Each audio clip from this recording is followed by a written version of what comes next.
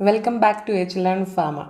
B pharmacy related ആയിട്ടുള്ള useful വീഡിയോസിനായി ഈ ചാനൽ ഇപ്പോൾ തന്നെ സബ്സ്ക്രൈബ് ചെയ്യുക.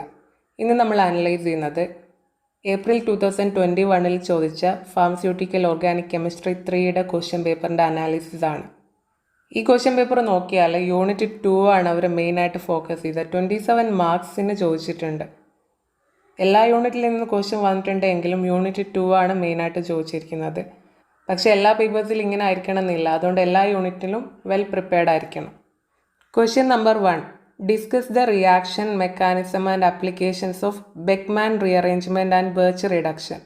ഈ കൈൻഡ് ഓഫ് ക്വസ്റ്റ്യൻ വന്നാൽ ശരിക്കും നിങ്ങൾ ലക്കിയാണ്. നിങ്ങൾക്ക് 5th യൂണിറ്റിലെ റിയാക്ഷൻസ് ഒക്കെ അറിയാമെങ്കിൽ ഇതിൽ നമുക്ക് കറക്റ്റ് 10 മാർക്സിന് എഴുതാനുള്ള കണ്ടൻറ്റ് കയ്യിലുണ്ടാവും. ഒരുപാട് അധികം എഴുതേണ്ട ആവശ്യമില്ല, കാരണം ഇതിൽ സ്പെസിഫിക് ആയിട്ട് ചോദിക്കുന്നുണ്ട്.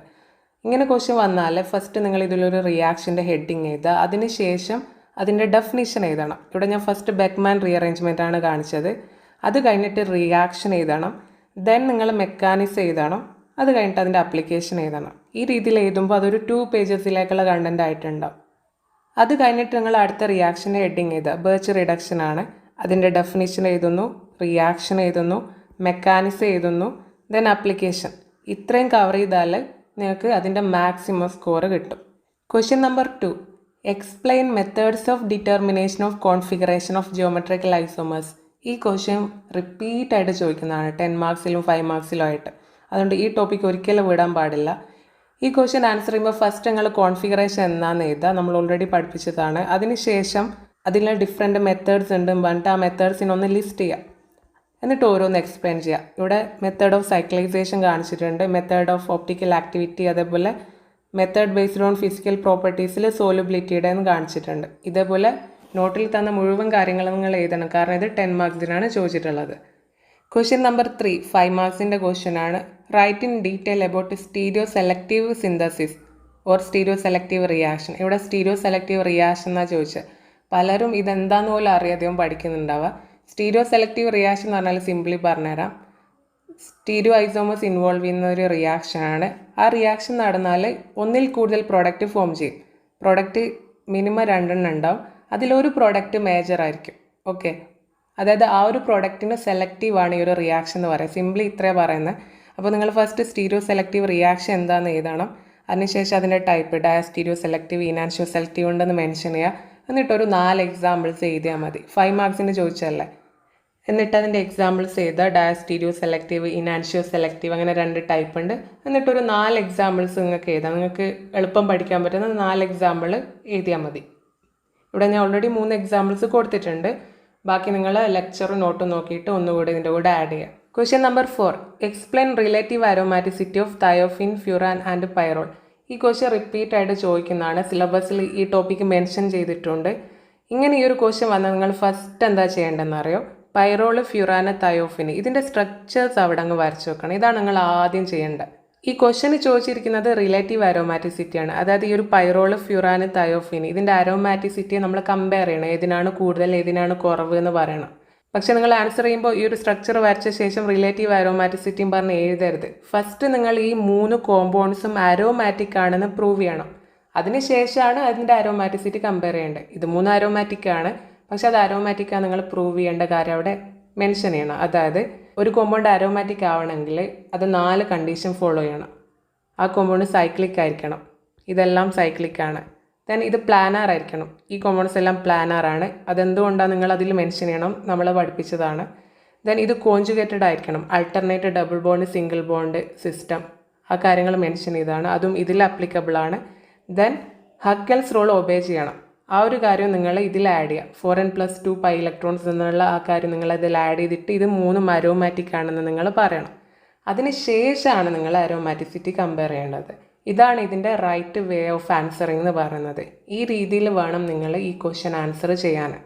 Question number 5, give any 2 methods for the synthesis and medicinal uses of imidazole and furan. ഇത് യൂണിറ്റ് നമ്പർ 3 and 4 രണ്ടിൽ നിന്ന് ഓരോ കോമ്പൗണ്ടിൻ്റെ അടുത്താണ് ചോദിച്ചത്. അപ്പോൾ ഇങ്ങനെ ക്വസ്റ്റ്യൻ വന്നാൽ ഒരു പേജിൽ ഇമിഡസോളിനെ കുറിച്ചും ഒരു പേജിൽ ഫ്യൂറാനെ കുറിച്ചും നിങ്ങൾ എഴുതണം. ഫസ്റ്റ് നിങ്ങൾ ഇമിഡസോളിന് ഹെഡിങ് എഴുതുക. എന്നിട്ട് നിങ്ങൾ പഠിപ്പിച്ച മെത്തേഡ് ഓഫ് സിന്തസിസിൽ നിന്ന് ഏതെങ്കിലും 2 എടുത്ത് എഴുതുക.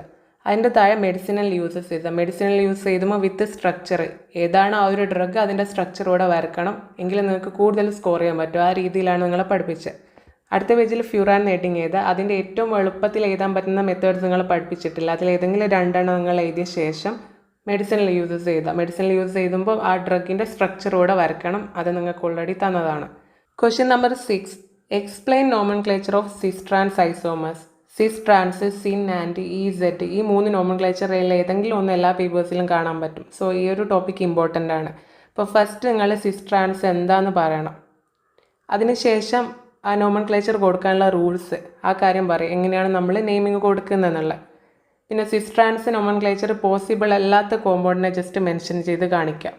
സിസ് ട്രാൻസ് ക്യൂമുലിൻസിലും അതേപോലെ തന്നെ സൈക്ലിക് കോമ്പൗണ്ട്സിൽ എങ്ങനെയാണെന്ന് കാണിക്കുക. അത് കഴിഞ്ഞിട്ട് സിസ് ട്രാൻസ് നോമൻക്ലേച്ചറിൻ്റെ ലിമിറ്റേഷൻ എന്താ നിങ്ങൾ മെൻഷൻ ചെയ്യണം. അതിനെ ഓവർകം ചെയ്യാനാണ് ഇസെഡ് നോമൻക്ലേച്ചർ ഇൻട്രൊഡ്യൂസ് ചെയ്തത്. ആ കാര്യം കൂടെ മെൻഷൻ ചെയ്തിട്ട് ഈ ആൻസർ നിങ്ങൾക്ക് കംപ്ലീറ്റ് ചെയ്യാം. Question number 7. Explain conformational isomerism in cyclohexane. ഈ ഏരിയ ഇമ്പോർട്ടൻ്റ് ആണ്. കൺഫർമേഷണൽ ഐസോമറിസത്തിൽ നമുക്ക് സൈക്ലോഹെക്സേന്, ഈഥേന്, എൻ ബ്യൂട്ടേന്, ഈ 3 കോമ്പൗണ്ട്സിലാണ് പഠിക്കാനുള്ളത്. ഇതിൽ ഏതെങ്കിലും ഒന്ന് എപ്പോഴും പേപ്പേഴ്സിൽ കാണുന്നതാണ്. അതുകൊണ്ട് ഈ ഏരിയ നിങ്ങൾ നന്നായിട്ട് ഫോക്കസ് ചെയ്യണം.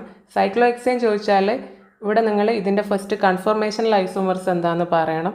അതിനുശേഷം സൈക്ലോഹെക്സേനിൽ എന്തുകൊണ്ടാണ് പ്ലാനർ സ്ട്രക്ചർ പോസിബിൾ അല്ലാത്തെന്നുള്ള കാര്യം മെൻഷൻ ചെയ്യുക. എന്നിട്ട് ഇതിൻ്റെ ഇമ്പോർട്ടൻ്റ് ആയിട്ടുള്ള 4 കൺഫർമേഷൻസ് ആണ് chair, twist boat, half chair എന്ന് മെൻഷൻ ചെയ്യുക. അതിനുശേഷം ഓരോ കൺഫർമേഷനെ നിങ്ങൾ എക്സ്പ്ലെയിൻ ചെയ്യണം. അതിൽ മെയിനായിട്ട് ഹൈലൈറ്റ് ചെയ്യേണ്ടത് ചെയറിനെയും ബോട്ടിനെയാണ്. ഈ കൺഫർമേഷനിൽ ഇതിൽ പറഞ്ഞ രീതിയിൽ തന്നെ വരയ്ക്കുക, അതിലുള്ള ഇമ്പോർട്ടൻ്റ് ആയിട്ടുള്ള കാര്യങ്ങൾ നിങ്ങൾ എഴുതുക. ദെൻ ട്വിസ്റ്റ് ബോട്ട്, ഹാഫ് ചെയറിനെ കുറിച്ച് ചെറുതായിട്ട് നിങ്ങൾ മെൻഷൻ ചെയ്യുക. കാരണം ഇത് 5 മാർക്സ് ആയതുകൊണ്ട് നമുക്ക് ഒരുപാടൊന്നും എഴുതേണ്ട ആവശ്യമില്ല. 10 മാർക്സ് ആണെങ്കിൽ നിങ്ങൾ കംപ്ലീറ്റ് ആയിട്ട് എഴുതണം. പക്ഷേ 5 മാർക്സിന് മെറ്റീരിയലിൽ നിന്ന് ഫുൾ എഴുതേണ്ട ആവശ്യമില്ല. ലാസ്റ്റ് നിങ്ങൾ അതിൻ്റെ എനർജിയും അതേപോലെ സ്റ്റെബിലിറ്റിയും കൂടെ മെൻഷൻ ചെയ്താൽ ഈ ക്വസ്റ്റ്യൻ കംപ്ലീറ്റ് ആവും. Question number 8. Describe the electrophilic substitution reactions of quinoline and indole. ക്വിനോലിൻ്റെയും ഇൻഡോളിൻ്റെയും ഇലക്ട്രോഫിലിക് സബ്സ്റ്റിറ്റ്യൂഷൻ റിയാക്ഷനാണ് ചോദിച്ചത്. ഇലക്ട്രോഫിലിക് സബ്സ്റ്റിറ്റ്യൂഷൻ റിയാക്ഷൻ എന്ന് പറഞ്ഞാൽ നമ്മൾ ജനറലായിട്ട് എനി 4 റിയാക്ഷൻ ഓഫ് ഇൻഡോൾ അല്ലെങ്കിൽ എനി 3 റിയാക്ഷൻ ഓഫ് ക്വിനോലിൻ എന്നൊക്കെ ചോദിക്കുമ്പോൾ അതിൽ ഒരു റിയാക്ഷനായിട്ട് കൺസിഡർ ചെയ്യുന്ന ഒരു കാര്യമാണ് ഇലക്ട്രോഫിലിക് സബ്സ്റ്റിറ്റ്യൂഷൻ റിയാക്ഷൻ. ഇവിടെ അവർ electrophilic substitution reaction as such 5 മാർക്സിന് ചോദിച്ചിട്ടുണ്ട്. ഇലക്ട്രോഫിലിക് സബ്സ്റ്റിറ്റ്യൂഷൻ റിയാക്ഷനിൽ വരുന്ന ഏതൊക്കെയായിരുന്നു? Nitration, sulphonation, halogenation, Friedel Craft alkylation, Friedel Craft acylation. ഈ 5 റിയാക്ഷൻസ് ആണ് നമുക്ക് മെയിനായിട്ട് ഫോക്കസ് ചെയ്യാനുള്ളത്. ഇതിൽ ഏതെങ്കിലും 2 എണ്ണം ഓരോന്നിനും നിങ്ങൾ മിനിമം എഴുതി വെക്കണം. പക്ഷേ 5 മാർക്സിന് ചോദിച്ചുകൊണ്ട് 3 വീതം എന്നാണ് സേഫ് സൈഡ് എന്ന് പറയുന്നത്. അപ്പോൾ ഈ റിയാക്ഷൻ എന്ന് പറഞ്ഞാൽ അതിൻ്റെ മെക്കാനിസം സെയിം ആണ്. അവിടെ ആകെ റിയാജൻറ്റ് മാറുന്നു, പ്രോഡക്റ്റിൽ ആ ഒരു റിയാജൻറ്റിന് അസോസിയേറ്റഡ് ആയിട്ടുള്ള സബ്സ്റ്റിറ്റ്യൂഷനാണ് നടക്കുക. ഇവിടെ നമ്മൾ ഏറ്റവും ഓർമ്മിക്കേണ്ട കാര്യം, ഇവിടെ മെൻഷൻ ചെയ്ത കോമ്പൗണ്ട്സ് ആയിട്ടുള്ള ക്വിനോലിന്, ഇൻഡോള്, അതിൻ്റെ ഏത് പൊസിഷനിലാണ് സബ്സ്റ്റിറ്റ്യൂഷൻ നടക്കുന്നത് എന്നുള്ളതാണ്. ക്വിനോലിൻ്റെ കേസിലാണെങ്കിൽ പൊസിഷൻ 5 and 8 സബ്സ്റ്റിറ്റ്യൂഷൻ നടക്കുക. ഇൻഡോളിൻ്റെ കേസിലാണെങ്കിൽ പൊസിഷൻ 3 സബ്സ്റ്റിറ്റ്യൂഷൻ നടക്കുക. ഈ കാര്യം നമുക്ക് പഠിക്കാനുള്ള എല്ലാ ഹെട്രോസൈക്ലിക് കോമ്പൗണ്ട്സിൻ്റെ കേസിലും പഠിക്കണം. ഓരോന്നിനും എവിടെയാണ് ഇലക്ട്രോഫിലിക് സബ്സ്റ്റിറ്റ്യൂഷൻ നടക്കുന്നത് എന്നുള്ളത്. അത് പഠിച്ചു കഴിഞ്ഞാൽ പിന്നെ അവിടെ ഫോം ചെയ്യുന്ന പ്രോഡക്റ്റ്, നൈട്രേഷന് NO2 ആഡാം, സൾഫണേഷൻ ആണെങ്കിൽ അതിൻ്റെ ഗ്രൂപ്പ് ആഡാം, ഹാലോജനേഷൻ ആണെങ്കിൽ ഏത് ഹാലോജനാണോ എടുത്ത് ആ ഹാലോജൻ ആ ഒരു പൊസിഷനിൽ ആഡാം. അങ്ങനെ ജനറലായിട്ട് അങ്ങ് പഠിച്ചാൽ മതി. പിന്നെ ഓരോന്നും സെപ്പറേറ്റ് പഠിക്കേണ്ട ആവശ്യമില്ല. ജനറലായിട്ട് ഈ റിയാക്ഷൻസ് പഠിച്ചാൽ മതി. എല്ലാത്തിനും സെയിം തന്നെയായിരിക്കും. പ്രോഡക്റ്റിൽ ഫോം ചെയ്യുമ്പോൾ സബ്സ്റ്റിറ്റ്യൂൻ്റ് ആയിട്ട് വരുന്ന ആൾക്കാർ അതിൻ്റെ റിയാജൻ്റ് ഏതാണെന്നൊക്കെ ഓർമ്മിക്കേണ്ടുള്ളൂ. പിന്നെ ഹെട്രോസൈക്ലിക് കോമ്പൗണ്ടിൻ്റെ ഏത് പൊസിഷനിലാണ് സബ്സ്റ്റിറ്റ്യൂഷൻ വരുന്നത് എന്നാണ് നിങ്ങളിവിടെ മെയിനായിട്ട് ഓർമ്മിക്കേണ്ടത്. അത് മാറിപ്പോകാൻ പാടില്ല.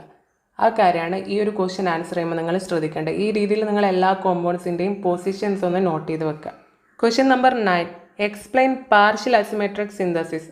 ഈ ക്വസ്റ്റ്യൻ ആൻസർ ചെയ്യുമ്പോൾ ഫസ്റ്റ് അസിമെട്രിക് സിന്തസിസ് എന്താ നിങ്ങൾ പറയണം, അതിൻ്റെ ഡെഫിനേഷൻ പറയാം. അതിനുശേഷം 2 ടൈപ്പ് ഉണ്ട്, പാർഷ്യൽ അസിമെട്രിക് സിന്തസിസും അബ്സല്യൂട്ട് അസിമെട്രിക് സിന്തസിസും.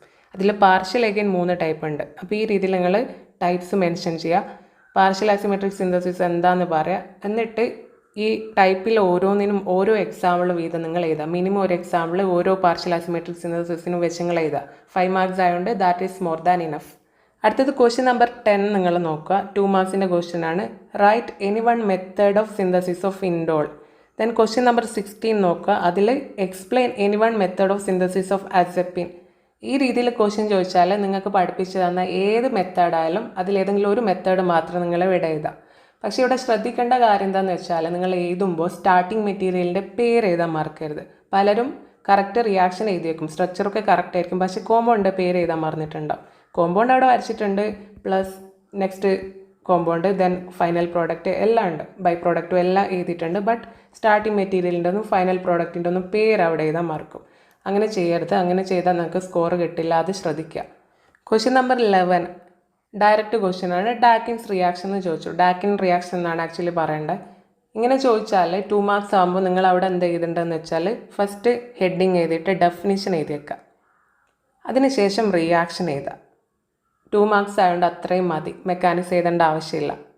നിങ്ങൾ ഓൾറെഡി ഇത് പഠിപ്പിച്ച കാര്യമാണ്, ഓർമ്മയില്ലെങ്കിൽ ഒന്നുകൂടെ റിവൈസ് ചെയ്തിട്ട് പഠിക്കുക. അടുത്ത ക്വസ്റ്റ്യൻ ആണ് explain the chemical structure and uses of azepine and pyridine. ഇവിടെ കെമിക്കൽ സ്ട്രക്ചർ എക്സ്പ്ലെയിൻ ചെയ്യാനും പറഞ്ഞിട്ടുണ്ട്, അതിൻ്റെ മെഡിസിനൽ യൂസസും ചോദിച്ചിട്ടുണ്ട്. അങ്ങനെ ചോദിക്കുമ്പോൾ നിങ്ങൾ ഫസ്റ്റ് ഇവിടെ അസപ്പിൻ ഹെഡിങ് എഴുതുക, എന്നിട്ട് അതിൻ്റെ സ്ട്രക്ചർ അങ്ങ് വരക്കുക. ഇതിൽ നമ്പറിങ് കൂടെ നിങ്ങൾ കൊടുക്കണം. നമ്പറിങ് 1 2 3 എന്നുള്ള രീതിയിൽ നിങ്ങൾ കൊടുക്കണം. ഈ ഹെട്രോസൈക്ലിക് കോമ്പൗണ്ടിൽ സബ്സ്റ്റിറ്റ്വൻ്റ് ഒന്നും ഇല്ലാത്തതുകൊണ്ട് അവിടെ വലിയ കോംപ്ലിക്കേഷൻ വരുന്നില്ല. ദെൻ അതിൻ്റെ സ്ട്രക്ചർ പറയാം. അസപ്പിൻ എന്ന് പറഞ്ഞാൽ ഒരു 7 മെമ്പേർഡ് ഹെട്രോസൈക്ലിക് റിംഗ് ആണ്. ഇത് നമുക്ക് ഏത് ഹെട്രോസൈക്ലിക് കോമ്പൗണ്ടിനെ കുറിച്ചും ജനറലായിട്ട് പറയാൻ പറ്റുന്ന കാര്യങ്ങൾ ഇവിടെ കൊടുത്ത് ഈ രീതിയിൽ നിങ്ങൾക്ക് ഓരോന്നും പറയാം. അതിനുശേഷം ഇതിൽ 3 ഡബിൾ ബോണ്ട് ഉണ്ട്. ഓക്കെ, അതുപോലെ ഹെട്രോ ആറ്റായിട്ട് ഇവിടെ ഉള്ളത് നൈട്രജൻ ആണ്. ആ രീതിയിൽ നിങ്ങൾ എക്സ്പ്ലെയിൻ ചെയ്താൽ മതി. ദെൻ അതിൻ്റെ മെഡിസിനൽ യൂസസ് പറയാം. ഈ അസപ്പിൻ റിങ് കണ്ടെയ്ൻ ചെയ്യുന്ന ഹെട്രോസൈക്ലിക് കോമ്പൗണ്ട്സ്, മെഡിസിനായിട്ട് യൂസ് ചെയ്യുന്ന കോമ്പൗണ്ട്സ് ഏതാണോ അതിൻ്റെ സ്ട്രക്ചർ വരച്ചിട്ട് യൂസ് ചെയ്താൽ, ഇൻ കേസ് നിങ്ങൾക്ക് സ്ട്രക്ചർ ഓർമ്മയില്ല, ഇത് 2 മാർക്സ് ആയതുകൊണ്ട് യൂസ് ചെയ്താൽ തന്നെ ഇനഫാണ്, കാരണം നിങ്ങൾ ഇതിൻ്റെ സ്ട്രക്ചറിന് എക്സ്പ്ലെയിൻ ചെയ്യുന്നുണ്ടല്ലോ. അത് കഴിഞ്ഞിട്ട് നിങ്ങൾ പിരിഡിന് ഹെഡിങ് ചെയ്താൽ, എന്നിട്ട് പിരിഡിനെ വരക്കുക. ഇതിനെക്കുറിച്ച് പറയാം. 6 മെമ്പേർഡ് അരോമാറ്റിക് ഹെട്രോസൈക്ലിക് കോമ്പൗണ്ടാണ്, അതിൽ നൈട്രോജനാണ് ഹെട്രോ ആറ്റായിട്ടുള്ളത്. അങ്ങനെ നിങ്ങൾ മെൻഷൻ ചെയ്ത് പറയാം. ഓക്കെ, എന്നിട്ട് അതിൻ്റെയും മെഡിസിനൽ യൂസസ് നിങ്ങൾക്ക് എഴുതാം. Question number 13 geometrical isomerism. ഇവിടെ ജനറലായിട്ട് ഒരു ജിയോമെട്രിക്കൽ ഐസോമറിസം എന്ന് മാത്രമേ ചോദിച്ചിട്ടുള്ളൂ. ഇവിടെ അതുമായി ബന്ധപ്പെട്ട് എന്തും നമുക്ക് എഴുതാം. എങ്കിലും ഇതിനൊരു സ്ട്രക്ചേർഡ് വേല അല്ലെങ്കിൽ ഒരു സ്റ്റാൻഡേർഡായിട്ട് പറയുമ്പോൾ ഫസ്റ്റ് എന്താ ജിയോമെട്രിക്കൽ ഐസോമറിസം നിങ്ങൾ ഡെഫിനേഷൻ എഴുതണം. അതിനുശേഷം ഇതെന്തുകൊണ്ടാണ് പോസിബിൾ ആവുന്നത്, ഡബിൾ ബോണ്ടിൻ്റെ അവിടെയുള്ള റെസ്ട്രിക്റ്റഡ് റൊട്ടേഷൻ കൊണ്ട്, എന്നിട്ട് ഇതിൻ്റെ ഫോംസ് എന്തൊക്കെയാണ്, സിസ്, ട്രാൻസ്, ആ കാര്യങ്ങളൊക്കെ മെൻഷൻ ചെയ്യുക. ഏത് ടൈപ്പ് കോമ്പൗണ്ടിലാണ് ഇത് പോസിബിൾ ആവാത്തതെന്നും കൂടെ കാണിച്ചു കൊടുക്കുക. അതായത് ഈ ഡബിൾ ബോണ്ടിൽ ഇൻവോൾവ് ചെയ്ത് ഏതെങ്കിലും ഒരു കാർബണിൽ സെയിം ഗ്രൂപ്പ് ഉണ്ടെങ്കിൽ അതിൽ ജിയോമെട്രിക്കൽ ഐസോമർസ് ഉണ്ടാവില്ല. ഇത്തരം കാര്യങ്ങൾ പറഞ്ഞിട്ട് നിങ്ങൾക്ക് സ്റ്റോപ്പ് ചെയ്യാം. Question number 14 explain the synthetic importance of Clemmensen reduction. Clemmensen റിഡക്ഷൻ്റെ കേസിൽ നമ്മൾ ഈ 3 ആപ്ലിക്കേഷൻസ് ആയിരുന്നു പഠിച്ചത്. ഇവിടെ 2 മാർക്സിന് ഇത് ചോദിച്ചത്, അതുകൊണ്ട് ഇതിൽ ഏതെങ്കിലും 2 എണ്ണം നിങ്ങൾ എഴുതുന്നതാണ് സേഫ് സൈഡ്. ഇതിൽ സിമ്പിളായിട്ടുള്ള ഈ 2 എണ്ണം എഴുതി വെച്ചാൽ മതി. എല്ലാം നിങ്ങൾ ഈ ഒരു ഫസ്റ്റ് ആപ്ലിക്കേഷനാണ് എഴുതുന്നതെങ്കിൽ ഇത് ഡീറ്റെയിൽ ആയിട്ട് പറയുക. എന്നിട്ട് സെക്കൻഡ് ആപ്ലിക്കേഷൻ വിത്തൗട്ട് റിയാക്ഷൻ നിങ്ങൾക്ക് ജസ്റ്റ് മെൻഷൻ ചെയ്ത് കാണിക്കാം. ഏറ്റവും സേഫ് സൈഡ് എന്ന് പറയുന്നത് ഇതിൽ 2 ആപ്ലിക്കേഷൻസ് എഴുതി വെക്കുന്നതാണ്. അപ്പോൾ നിങ്ങൾക്ക് 2 മാർക്സും കിട്ടും. Question number 15 application level question ആണ്. Why pyrrole is more reactive in electrophilic substitution than benzene. ഒരു പക്ഷേ നിങ്ങൾ ഇങ്ങനെയുള്ള ക്വസ്റ്റ്യന് പ്രിപ്പയർഡ് ആയിരിക്കില്ല. ആ സമയത്ത് കുറച്ച് ബേസ് ആയിട്ടുള്ള കാര്യങ്ങൾക്ക് അറിയാമെങ്കിൽ ഇതിന് ആൻസർ ചെയ്യാൻ പറ്റും. അപ്പോൾ ഇവിടെ ചോദിച്ചത് ഇലക്ട്രോഫിലിക് സബ്സ്റ്റിറ്റ്യൂഷൻ റിയാക്ഷനിൽ പൈറോളാണ് ബെൻസീനേക്കാളും റിയാക്റ്റീവ്. ക്വസ്റ്റ്യനിൽ തന്നെ അത് പറയുന്നുണ്ട്. അതിൻ്റെ റീസൺ ആണ് ചോദിച്ചത്. ഇലക്ട്രോഫിലിക് സബ്സ്റ്റിറ്റ്യൂഷൻ എന്ന് പറയുമ്പോൾ ഇലക്ട്രോഫൈൽ എന്ന് പറയുമ്പോൾ എന്താ, ഇലക്ട്രോണിനെ ഇഷ്ടപ്പെടുന്ന ആൾ. ഇലക്ട്രോണിനെ ഇഷ്ടപ്പെടണമെങ്കിൽ അവർക്ക് അതിൻ്റെ കുറവുണ്ട്, നമുക്കില്ലാത്തൊരു കാര്യം കിട്ടണം എന്നല്ല ആഗ്രഹിക്കുക. അപ്പോൾ ഈ ഇലക്ട്രോഫൈലിന് ഇലക്ട്രോൺ ഡെഫിഷ്യൻ്റ് ആയിട്ടുള്ള സ്ട്രക്ചറാണ് ഉണ്ടാവും. ഒന്നുകിൽ പോസിറ്റീവ് ആയിരിക്കും അല്ലെങ്കിൽ ന്യൂട്രൽ ആയിരിക്കും, പക്ഷേ ഇലക്ട്രോൺ ഡെഫിഷ്യൻ്റ് ആണ്. അങ്ങനെ നിങ്ങൾ ഫസ്റ്റ് മനസ്സിലാക്കുക. സോ ഇലക്ട്രോഫൈലാണ് ഈ ഒരു റിയാക്ഷനിൽ അറ്റാക്ക് ചെയ്യുന്നത് നമുക്കറിയാം, പേര് തന്നെ മനസ്സിലായിട്ടുണ്ട്. ഇലക്ട്രോഫൈൽ അറ്റാക്ക് ചെയ്യുന്നുണ്ടെങ്കിൽ ഇലക്ട്രോൺ റിച്ച് ആയിട്ടുള്ള ഏരിയയിൽ പോയിട്ട് അറ്റാക്ക് ചെയ്യുക. അപ്പോൾ പൈറോളിൻ്റെ ബെൻസീൻ്റെ സ്ട്രക്ചർ വരക്കുക എന്നുള്ളതാണ് നിങ്ങൾ ഫസ്റ്റ് ചെയ്യേണ്ടത്. പൈറോളിൽ നൈട്രോജൻ്റെ മുകളിൽ ലോൺ പേർണങ്ങൾ വരച്ച് കാണിക്കണം. എന്നിട്ട് നിങ്ങളിവിടെ നോക്കുക, ഇത് രണ്ടും ആരോമാറ്റിക് ആണ്. ഓക്കെ, ബെൻസീനിലാണെങ്കിൽ അവിടെ 6 കാർബൺ ആറ്റംസ് ഉണ്ട്. അതിന് മൊത്തത്തിൽ 6 പൈ ഇലക്ട്രോൺസ് ഉണ്ട്. ഡബിൾ ബോണ്ടിൽ ഇൻവോൾവ് ചെയ്ത ഇലക്ട്രോൺസ് ആണ് പൈ ഇലക്ട്രോൺസ്. അപ്പോൾ പൈ ഇലക്ട്രോൺസിൻ്റെ ക്ലൗഡ് ഇങ്ങനെ ഉണ്ടാവും. അതായത് 6 ആറ്റത്തിലൂടെയാണ് ആ ഒരു 6 ഇലക്ട്രോൺസ് ഇങ്ങനെ ഡിസ്ട്രിബ്യൂട്ട് ചെയ്ത് പോകുന്നത്.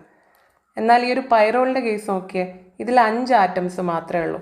4 കാർബൺ ആറ്റംസും ഉണ്ട്, ഒരു നൈട്രോജനും ഉണ്ട്. ആ നൈട്രോജനിലെ ലോൺ പെയർ ഇലക്ട്രോൺ ഉണ്ട്. സോ ഇതിലും 6 പൈ ഇലക്ട്രോൺസ് ഉണ്ടാവും. ഈ പൈ ക്ലൗഡിനെ നോക്കുകയാണെങ്കിൽ ഡബിൾ ബോണ്ടിലുള്ള 4 എണ്ണം, നൈട്രോജനിലുള്ള 2 എണ്ണം. സോ ടോട്ടൽ 6 പൈ ഇലക്ട്രോൺസ് ഉണ്ട്. ഇവിടെ 6 പൈ ഇലക്ട്രോൺസ് ഇങ്ങനെ ഡിസ്ട്രിബ്യൂട്ട് ചെയ്തിരിക്കുന്നത് 5 ആറ്റത്തിലൂടെയാണ്. ഇവിടെ 6 പൈ ഇലക്ട്രോൺസ് ഡിസ്ട്രിബ്യൂട്ട് ചെയ്യുന്നത് 6 ആറ്റത്തിലൂടെയാണ്. ഓക്കെ, അപ്പോൾ 5 എണ്ണത്തിൽ ഡിസ്ട്രിബ്യൂട്ട് ചെയ്യുമ്പോൾ അവിടെ കൂടുതൽ കോൺസെൻട്രേറ്റ് ചെയ്ത് കിടക്കുക. 5 എണ്ണത്തിന് വീതം വെച്ച് കൊടുക്കുകയില്ല 6 ഇലക്ട്രോൺസിനെ. ഇവിടെ 6 എണ്ണത്തിന് 6 ഇലക്ട്രോൺസിനെ വീതം വെച്ച് കൊടുക്കുക എന്നുള്ള രീതിയിലാണ് ഉണ്ടാവുക.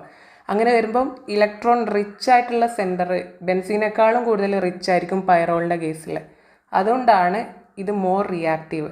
ഇലക്ട്രോഫൈൽ വരുമ്പോൾ അടുത്തടുത്ത് പൈറോളും ബെൻസീനും ഉണ്ടെങ്കിൽ അത് കൂടുതൽ ഇലക്ട്രോൺസ് പ്രകടമായിട്ട് കിടക്കുന്ന പൈറോളിലായിരിക്കും പോയി അറ്റാക്ക് ചെയ്യുക. അപ്പോൾ അതാണ് ഇതിൻ്റെ റീസൺ എന്ന് പറയുന്നത്. അപ്പോൾ ആ ഒരു കാര്യം നിങ്ങൾ ഈ രീതിയിൽ വേണം എക്സ്പ്ലെയിൻ ചെയ്തിട്ട് ആൻസർ ചെയ്യാൻ.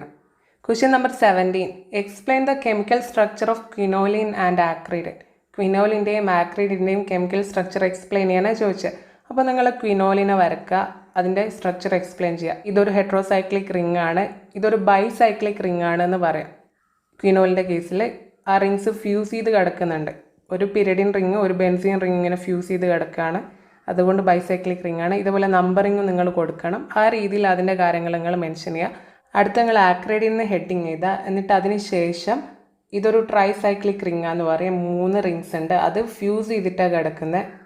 ഓക്കെ, അതിലൊരു പിരിഡിൻ റിംഗ് ആണ്, 2 ബെൻസീൻ റിംഗ് ആണ്. ഈ രീതിയിൽ നമുക്ക് കാണുമ്പോൾ തന്നെ അറിയാവുന്ന കാര്യങ്ങൾ അവിടെ എഴുതിയാൽ മതി. നിങ്ങൾ സ്ട്രക്ചർ വരക്കുന്നുണ്ട്, നമ്പറിങ്ങും ചെയ്യുന്നുണ്ട്. So that is enough. അതിൽ കൂടുതലായിട്ടൊന്നും ആവശ്യമില്ല. 2 മാർക്സിൻ്റെ ക്വസ്റ്റ്യൻ അല്ലേ. ആ രീതിയിൽ എല്ലാ ഹെട്രോസൈക്ലിക് കോമ്പൗണ്ടിനും നിങ്ങൾ പ്രിപ്പയർഡ് ആയിരിക്കുക, ഏതും ചോദിക്കാം. Question number 18. Define achiral molecule. Achiral molecule എന്ന് പറഞ്ഞാൽ എന്താണെന്നാണ് ചോദിച്ചത്. അപ്പോൾ നിങ്ങൾ ഫസ്റ്റ് അതെന്താണെന്ന് ഡെഫിനേഷൻ എഴുതണം. An achiral molecule is a molecule that does not exhibit chirality, meaning it is superimposable on its mirror image. അതായത് കൈറാലിറ്റി കാണിക്കാത്ത മോളിക്യൂൾസിന് അക്കൈറൽ മോളിക്യൂൾസ് എന്ന് പറയും. അക്കൈറൽ എന്ന് പറയുമ്പോൾ അതിൻ്റെ മിറർ ഇമേജ് ആയിട്ട് സൂപ്പർ ഇമ്പോസിബിൾ ആണ്. In other words, its mirror image is identical to the original molecule and cannot form a pair of non-superimposable mirror image. അതിന് ഇനാൻഷിയോമസ് ഫോം ചെയ്യാൻ പറ്റില്ല. ആ കാര്യം നിങ്ങൾ ഫസ്റ്റ് പറയാം അതിൻ്റെ ഡെഫിനേഷനായിട്ട്. എന്നിട്ട് നിങ്ങൾ എക്സാമ്പിൾസ് എഴുതണം. എക്സാമ്പിൾസ് പറഞ്ഞാൽ മീഥേന്, ഈഥേന്, ബെൻസീനൊക്കെ ഇവിടെ പറഞ്ഞു. അതൊക്കെയും അക്കൈറൽ മോളിക്യൂൾസാണ്. ജസ്റ്റ് പേര് എഴുതുന്നതിന് പകരം നിങ്ങൾ സ്ട്രക്ചർ വരച്ചേക്കുക. മീഥേൻ ആണെങ്കിലോ കാർബണിൽ 4 ഹൈഡ്രജൻ ഇങ്ങനെ കാണിച്ചിട്ട് മീഥേൻ എഴുതാം. ഇനി ബെൻസീനെ നിങ്ങൾ ഇതേപോലെ വരച്ച് വെച്ചിട്ട് അത് അക്കൈറലാണെന്ന് പറയാം. ദെൻ ഈഥേൻ ആണെങ്കിലോ CH3 ഇതും നിങ്ങൾക്ക് വരച്ച് കാണിക്കാം. ആ രീതിയിൽ വേണം നമ്മൾ ആൻസറിനെ റെപ്രസെൻറ്റ് ചെയ്യാൻ. അത് കഴിഞ്ഞിട്ട് നിങ്ങൾക്ക് വേണമെങ്കിൽ കീ ക്യാരക്ടറിസ്റ്റിക്സും പറഞ്ഞിട്ട് എഴുതാം. അക്കൈറൽ മോളിക്യൂളിൻ്റെ കേസിൽ അതിൽ ഏതെങ്കിലും ഒരു എലമെൻറ്റ് ഓഫ് സിമെട്രി ഉണ്ടാവും. അതേപോലെ തന്നെ പ്ലെയിൻ പോളറൈസ്ഡ് ലൈറ്റിനെ റൊട്ടേറ്റ് ചെയ്യില്ല, ഇനാൻഷ്യോമറിക് ഫോമിൽ എക്സിസ്റ്റ് ചെയ്യാൻ കഴിയില്ല. ഇങ്ങനെ നമ്മൾ ഓൾറെഡി പഠിക്കുന്ന കാര്യങ്ങളാണ്. അതിനെ ആൻസർ എക്സ്പാൻഡ് ചെയ്യാൻ വേണ്ടിയിട്ട് യൂസ് ചെയ്യാം. Question number 19. Explain the difference between small letter D, small letter L and capital letter D, capital letter L notations. ഇതൊരു അപ്ലിക്കേഷൻ ലെവൽ ക്വസ്റ്റ്യൻ ആണ്. ഡയറക്റ്റ് ആണോ എന്ന് ചോദിച്ചാൽ ഡയറക്റ്റ് അല്ല. അതായത് 2 ടോപ്പിക്സിനെ തമ്മിൽ കണക്ട് ചെയ്യുന്ന ക്വസ്റ്റ്യനാണ്. കൺസെപ്റ്റ് ക്ലിയർ ആകാത്തവരെ സംബന്ധിച്ച് കൺഫ്യൂസ്ഡ് ആവും.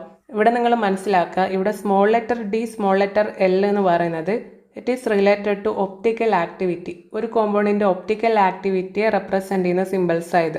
സ്ട്രക്ചറായിട്ട് അതിനൊരു ബന്ധമില്ല. ഒരു കോമ്പൗണ്ട് പ്ലെയിൻ പോളറൈസ്ഡ് ലൈറ്റിനെ റൊട്ടേറ്റ് ചെയ്യുന്നത് റൈറ്റ് സൈഡിലാണോ ലെഫ്റ്റ് സൈഡിലാണോ എന്ന് പറയുന്ന കാര്യമാണ് ഈ small letter D, small letter L. എന്നാൽ capital letter D, capital letter L എന്ന് പറയുന്നത് റിലേറ്റീവ് കോൺഫിഗറേഷനാണ് പറയുന്നത്. നമ്മളൊരു റെഫറൻസ് മോളിക്യൂളിനെ എടുക്കും, അതുമായിട്ട് സിമിലാരിറ്റി വെച്ചിട്ട് നമ്മൾ പറയുകയാണ്. ഓൾറെഡി നമ്മൾ DL സിസ്റ്റം ഓഫ് നോമൻക്ലേച്ചർ പഠിച്ചില്ലേ, ആ കാര്യമാണ് DL നൊട്ടേഷൻ എന്ന് പറയുന്നത്. Small letter D, small letter L, small letter ഡിയെ പ്ലസ് സിമ്പിൾ വെച്ചിട്ടും സ്മോൾ ലെറ്റർ എല്ലിനെ മൈനസ് സിമ്പിൾ വെച്ചിട്ടും പറയാം. ഡി എന്ന് പറഞ്ഞാൽ which can rotate plane polarised light to the right side, clockwise ആണ്. ഇനി എൽ ആണെങ്കിലോ ലീവോ ഫോം, അതിന് പ്ലെയിൻ പോളറൈസ്ഡ് ലൈറ്റിനെ ലെഫ്റ്റ് സൈഡിലേക്കാണ് റൊട്ടേറ്റ് ചെയ്യാൻ പറ്റുക, ആൻറ്റി ക്ലോക്ക് വൈസ്. ഡി എന്ന് പറഞ്ഞാൽ ഡെക്സ്ട്രോ, എൽ എന്ന് പറഞ്ഞാൽ ലീവോ.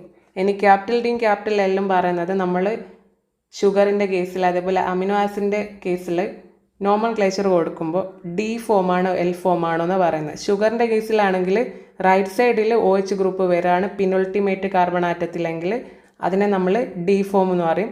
ലെഫ്റ്റ് സൈഡിലാണ് OH ഗ്രൂപ്പ് വരുന്നതെങ്കിൽ എൽ ഫോം എന്ന് പറയും. ഇനി അമിനോ ആസിഡ്സിൻ്റെ കേസിലാണെങ്കിൽ റൈറ്റ് സൈഡിലാണ് NH2 ഗ്രൂപ്പ് വരുന്നതെങ്കിൽ അതിനെ ഡി ഫോം എന്ന് പറയും. ലെഫ്റ്റ് സൈഡിലാണ് NH2 വരുന്നതെങ്കിൽ അതിനെ എൽ ഫോം എന്ന് പറയും. പിനൊൾട്ടിമേറ്റ് കാർബൺ എന്താണെന്നൊക്കെ നമ്മൾ ഓൾറെഡി പറഞ്ഞതാണ്. ആ കാര്യങ്ങൾ വെച്ച് നിങ്ങൾ ഇതിനെ ഈ ഒരു രീതിയിൽ ആൻസർ ചെയ്യുക. അപ്പോൾ നിങ്ങൾക്ക് മാക്സിമം സ്കോർ കിട്ടും. ഇവിടെ നിങ്ങൾ മനസ്സിലാക്കി small letter D, small letter L optical rotation പറയുന്നതാണ്. Capital letter T capital letter L എന്ന് പറഞ്ഞാൽ സ്റ്റീരിയോ കെമിക്കൽ കോൺഫിഗറേഷനെ കുറിച്ച് പറയുന്നത്. അത് ഒപ്റ്റിക്കൽ ആക്ടിവിറ്റി ആയിട്ട് ഒരു ബന്ധമില്ല. ഓക്കെ, ആ കാര്യം നിങ്ങൾ നോട്ട് ചെയ്യുക. ഈ ഒരു ക്വസ്റ്റ്യൻ പേപ്പറിനെ കുറിച്ച് പറയുകയാണെങ്കിൽ എല്ലാ കൈൻഡ് ഓഫ് ക്വസ്റ്റ്യൻസും ഉണ്ട്. ഡയറക്റ്റ് ആയിട്ട് ചോദിച്ചിട്ടുണ്ട്, ഇൻഡയറക്റ്റ് ഉണ്ട്, ആപ്ലിക്കേഷൻ ലെവലുണ്ട്. പക്ഷെ ഒരു പ്രോബ്ലമേ ഉള്ളൂ, യൂണിറ്റ് 2 കൂടുതൽ വെയിറ്റേജ് കൊടുത്തു. അത് ആ ഒരു യൂണിറ്റിൽ ആദ്യം ഫോക്കസ് ചെയ്യാത്തവരെ സംബന്ധിച്ച് ബുദ്ധിമുട്ടായിട്ടുണ്ടാകും. അല്ലാതെ എല്ലാ കൈൻഡ് ഓഫ് ക്വസ്റ്റ്യൻ ഇൻക്ലൂഡ് ചെയ്യുന്ന ഒരു പേപ്പറായിരുന്നു ഇത്.